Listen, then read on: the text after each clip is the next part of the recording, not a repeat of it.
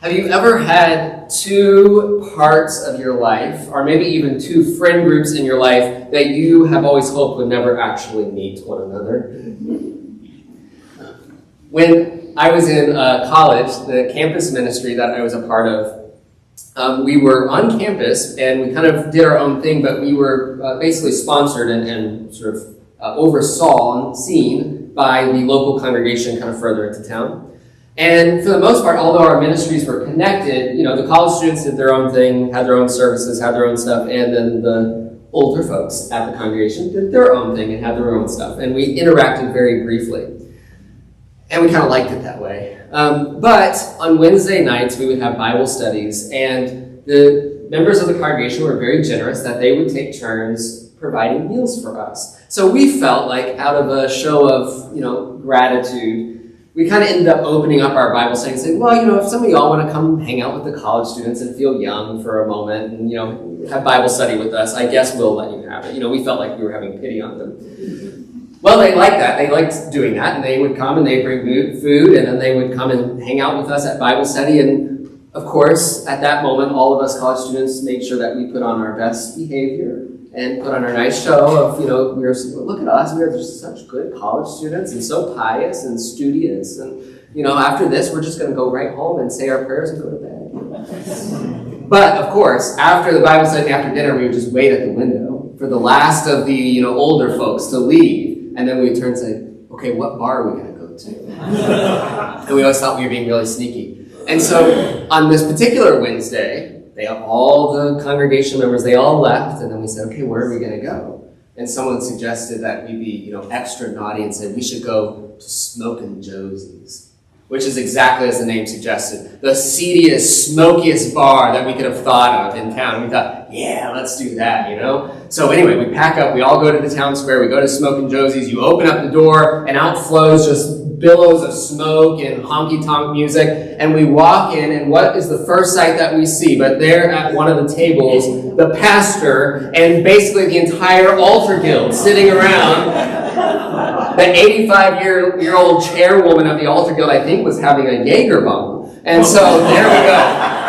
And I don't know who was more embarrassed, like we got caught or they got caught. But there was an instance in which we both thought we were doing something separate from one another, and all of a sudden, our worlds have collided. I do wonder a little bit when I hear about the story of Matthew being called from his tax collector booth, if he felt a little bit like his worlds were collided. Matthew's call is unique compared to some of his peers in the group of disciples, right? Because we hear about the other disciples like Andrew and Peter and John. And it says that Jesus calls them while they're out doing their daily lives, making a living, mending nets, washing nets, out fishing. And it says that they left their nets right away. And in fact, in one account, it says that they said, well, can I at least bury my family first? Or can I go back and say goodbye to my family? And Jesus says, no, you're with me now.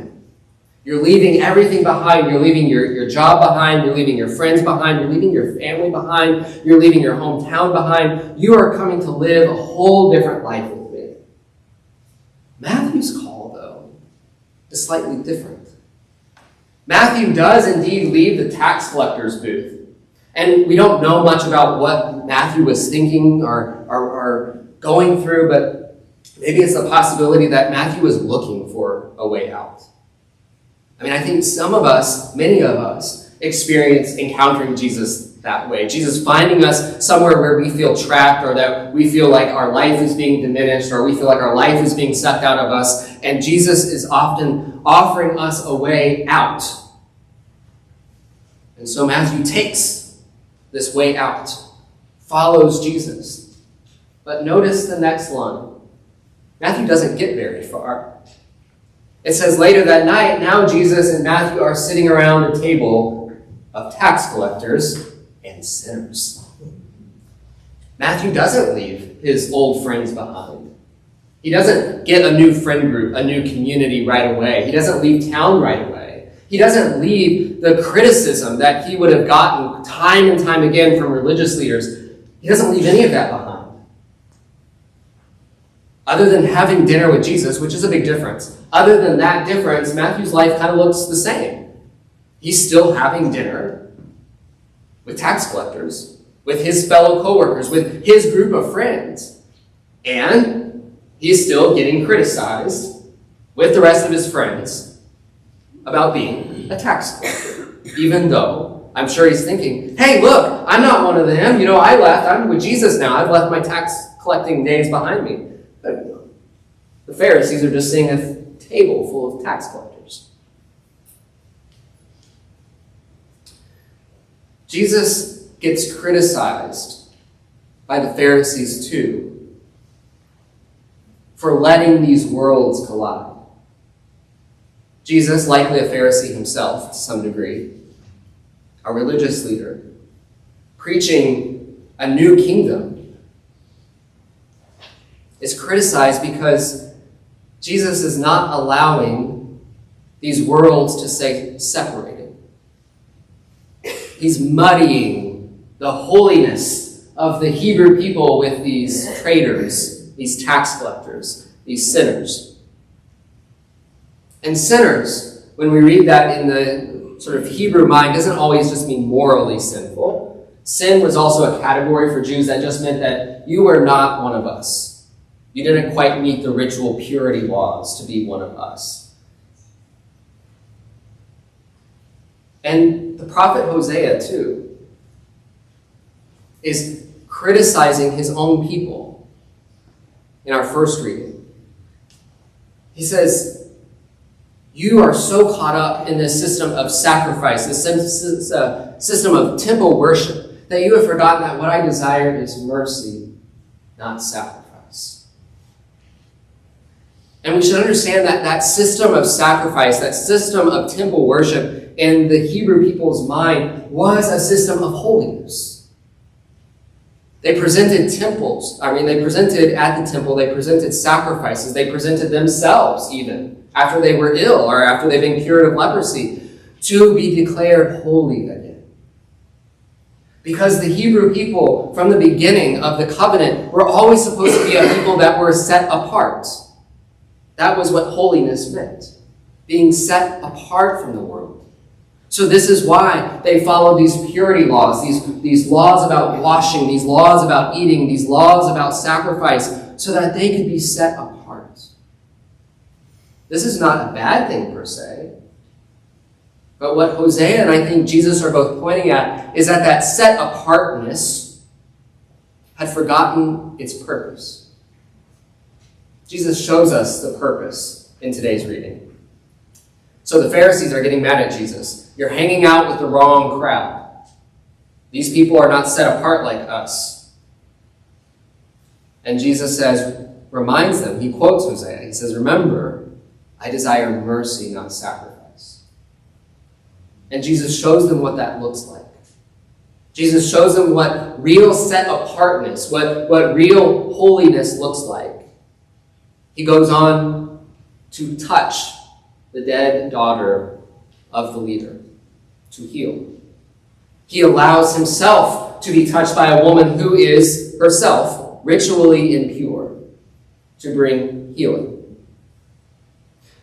We skip a part, or we don't hear this part yet, but very shortly around this reading, he also goes and heals a centurion's servant. The enemy's servant, someone not in the covenant at all. The set apartness, this holiness, is for mercy's sake. The holiness that God gives to the Hebrew people and that is extended to us as Christians is durable. But I think the Pharisees, the ancient Israelites even, and I think some of us modern Christians mistake and think that holiness is actually quite weak. That discipleship is quite weak. That God's covenant is quite weak. That somehow along the way, we have fallen into the same trap that the ancient Israelites fell into and that the Pharisees fell into. Is that wonderful? We have now been elected by God. We are God's children. And we are Jesus' disciples. And now, like Matthew, we think, okay, I get to leave the tax collector booth. I get to leave all of this world behind. And now my sole job is to preserve and insulate and isolate from the world, the evil world, this new holiness and this gift that I have been given. Because I'm different. I'm changed now. And the Pharisees and the ancient Israelites, they feared that somehow they, as God's chosen people, as God's children, as God's elect, if they had some interaction with the world that wasn't like them, with tax collectors, with sinners, with women who were bleeding, with people who weren't quite like them, with Gentiles, with centurions, with their enemies, that somehow that holiness would be dirtied and compromised and diminished.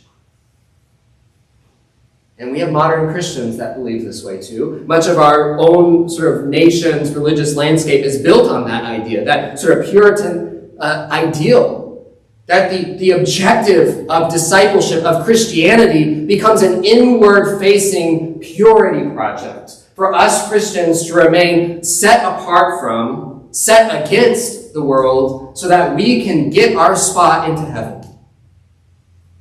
That somehow the objective of the Christian life is to make everything about your life as Christian and as insulated as possible. You've got to listen to Christian music, no matter if it's objectively bad or not. You've got to read Christian fiction. You've got to do this. You've got to have this. You've got to only hang out with friends who are good influences and good Christian influences, because somehow, maybe, just maybe, if you don't live that nice, pure, culturally Christian life, you will lose God's favor.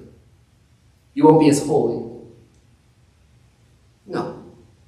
This is not how the covenant worked. This is not how Jesus' new covenant works. We hear about this in Paul's letter today. We are made righteous before God. We are made God's children and disciples because of his choice of us. Because of his election of us. Because of his love for us, because of Jesus' call to the tax collector, because of Jesus' call on our life.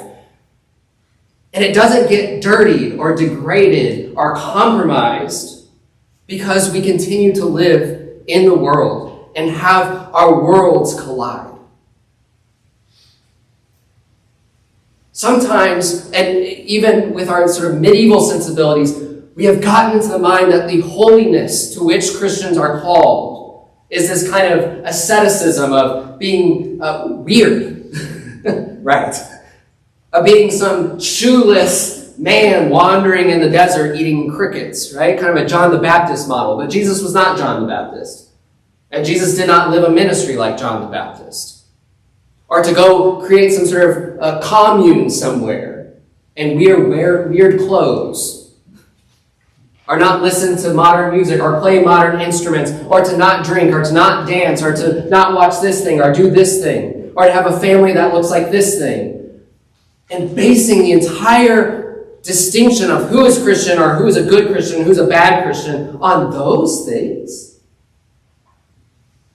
What? Where did we get that? The holiness of the good Christian is based off of Jesus' work.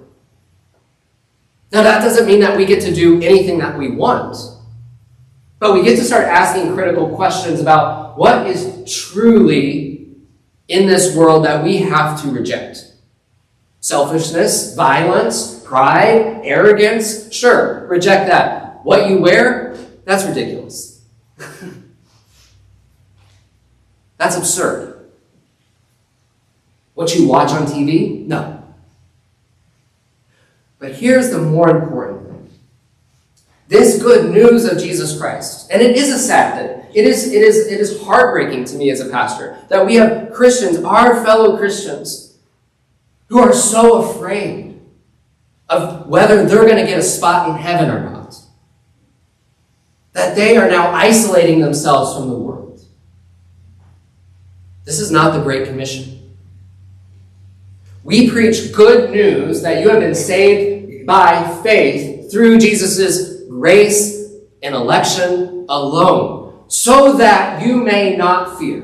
Because if we want to talk about following the commandments of the Bible, the number one repeated commandment in the Bible is, do not be afraid. So the Christian is someone who is not afraid of their eternal reward or damnation. The Christian is someone who puts their confidence in Jesus' calling of them from their tax collector booth and sending them right back to their tax collectors. Jesus' gospel is supposed to collide with the world, not separate from it. And so for some of us, what this means is that some of you, and I know this about you, that your faith journey has meant that you, like Matthew, have been called out of groups of friends that were not healthy, churches that were not healthy, ideas that were not healthy, habits that were not healthy, and Jesus saved you from those. Wonderful. Praise God. Your life might very well be like Matthew's. Not to separate yourself from those places altogether. But after being healed by Jesus, strengthened by his grace, to return to the very same place he found you. The very same world, the very same friend groups, the very same churches, the very same people, the very same ideas are people who hold those ideas. To introduce them to Jesus. Don't you wonder how that meal happened in today's gospel? If not for Matthew saying to his tax collector friends, I want you to meet Jesus of Nazareth. Unless we allow our worlds to collide, even the worlds that we feel are evil, are unchristian, are ungodly, what do we think the mission of Jesus is about? We don't need to worry about our Christianity, about our faith, about our relationship with Jesus being damaged by the temptations of this world. Holiness is stronger than that. The world needs to be worried about our relationship with Jesus, our good news and our gospel becoming theirs. The church, historically, when we are worried about the outside influence coming into our spaces and into our Christianity, I think you've got it all wrong. The world should be afraid of us. That our good news and our grace and our mercy is going to extend to them. And we do not need to fear about losing God's favor for us. Because we still hang out with some people who are rough around the edges. Or watch some television shows that are questionable at least. This is a waste of our time as Christians, when we have so much better work to be doing. So, my invitation to us all is that we do like to compartmentalize our lives. And so my first invitation is for you to decompartmentalize a little bit. The friend groups, the hobbies, the things that you are doing out in this world do not need to be censored or cleaned up before they come into this space. I'm not worried. I'm not worried. And vice versa. When you are out in the world, are you compartmentalizing your own relationship with Jesus? Well, I don't want people to think that I'm a Jesus freak. You don't have to be a Jesus freak, right? There's a very simple, this is what I'm getting at, is that you can be in this world and be a normal human being who listens to like good music and cusses every once in a while and has a drink on a Saturday, you know? It's like you can do all of that and still tell people when they ask you, how was your weekend? You say, it was wonderful. I went to church. And, you know, either Pastor Trent really screwed it up or, you know, at least I got to be around my friends. At least I got to hear the good news. How hard is that? That seems so small to us, especially us mainline Christians who are so uncomfortable sometimes talking about our faith publicly. But it can be that simple, just as probably it was just that simple when Matthew said, hey, here's a new friend. I just want you to get to know. Because Jesus does the work, not us. And also, next Sunday, you'll hear about an announcement, so I'm not going to go into it. Next Sunday at 9:30, we're going to, rather than having a forum or educational hour, we're going to have what we call Sunday Table, which is just a fellowship time. So if you're maybe not accustomed to coming to the forum, this is not forum. If you've got time, come a little bit early, just to talk with your fellow Messiah members. And don't feel like you have to be pious. Actually share with one another how your weeks are going, without trying to make it seem more like you have your life together, right? The good news gives us a real freedom to just walk out into this world and not worry that there is some sort of Christian world that has to stay here clean and pure, and that our noses have to stay clean and pure, and some evil world over here that will somehow threaten your salvation. The good news is about this collision of grace and of mercy. That when we open the door and welcome people and say, "This is my friend," there is no telling what will happen. Amen.